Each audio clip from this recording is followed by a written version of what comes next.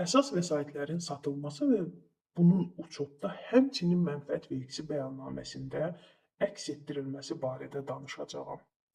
Ümumiyyətlə, əsas vəsaitlər təqdim olunarkən vergi məcəlləsinə əsasən bazar qiyməti ilə təqdim olunmalıdır. Əsas vəsaitlərin təqdim olunması zamanı uçotda istifadə edəcəyimiz hesabları qeyd etmişəm. Əsas vəsaitlər ilkin dəyəri ilə 111-ci hesabda torpaq tikili avadanlıqların dəyəri və həmçinin yığılmış amortizasiya üzrə 112-ci hesabda uçota alınır.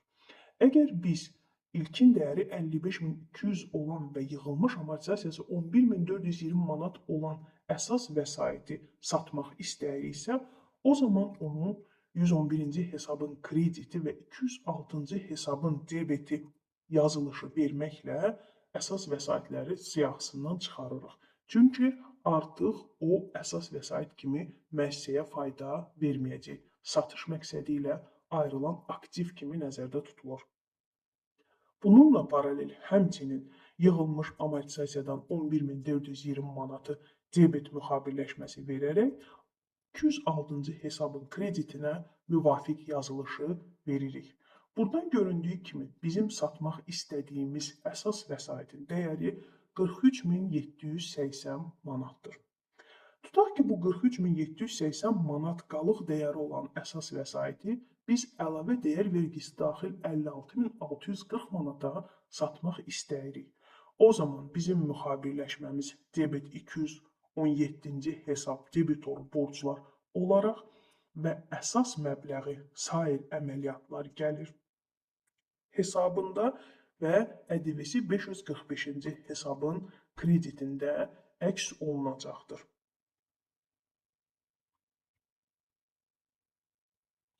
Növbəti isə artıq təqdim olunan əsas vəsaitlərin xərc hissəsi ilə bağlıdır ki, 206-cı hesabın kreditinə həmin qalıq dəyəri 43.780 müxabirləşməsi verməklə debet 731-ci hesabda müvafiq yazılışı edirik.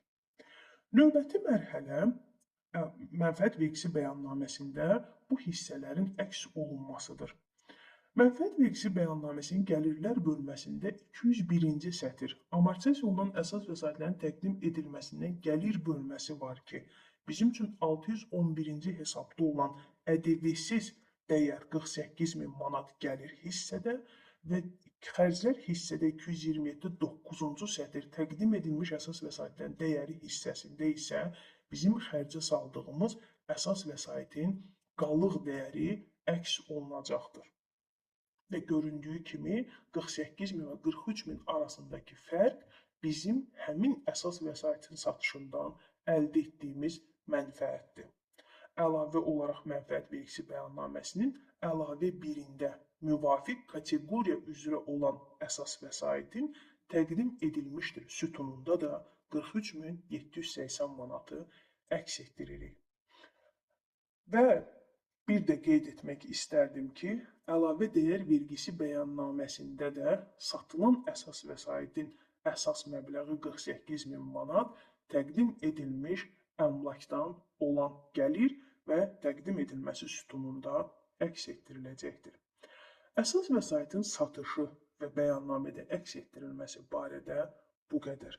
Əlavə fikir, rəyləriniz, suallarınız olarsa, videonun altında qeyd etməyinizi sizdən xahiş edirəm.